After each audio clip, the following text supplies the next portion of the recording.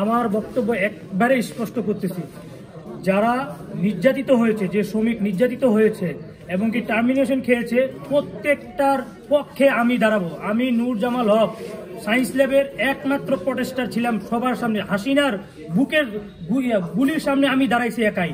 তো এই সামান্য এই হোটেল ইন্টারকন্টিনেন্টালের যে দুর্নীতিবাজ, এদের বিরুদ্ধে কেউ না লড়লেও, কোনো সাংবাদিক না লড়লেও, কোনো টিভি চ্যানেল না থাকলেও আমি একাই পাশে থাকবো। যতদিন পর্যন্ত আমার কাছে প্রুফ থাকবে, যতদিন পর্যন্ত আমার কাছে প্রমাণ থাকবে, ততদিন এদের পক্ষে হয়ে লড়বো। কারণ আমি হাসিনার বুকের সামনে দেখাই দিছি যে গুলি কর।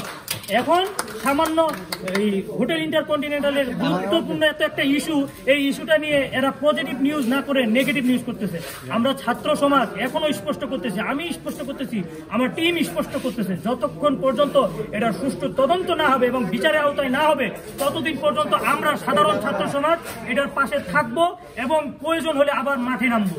এই অন্যায়ের প্রতিবাদ করে যাব এবং দুর্নীতিবাজ যারা, তাদের বিরুদ্ধে যদি ব্যবস্থা না নেওয়া হয়, তখন আবার মাঠে নামবো। এবং আমাদের সেন্ট্রাল থেকে এবং উপরমহল থেকে আমাদের নির্দেশনা আছে, আমরা এখন আইনি প্রক্রিয়া আগাবো এবং আইনি প্রক্রিয়ার মাধ্যমে তাদের সুষ্ঠু তদন্তের মাধ্যমে এই যতগুলো দুর্নীতিবাদ ছিল তাদের বিরুদ্ধে ব্যবস্থা হবে এবং যারা এই চাকরি হারিয়েছে তাদের আবার সেই জায়গায় ফিরে যাবে। আমরা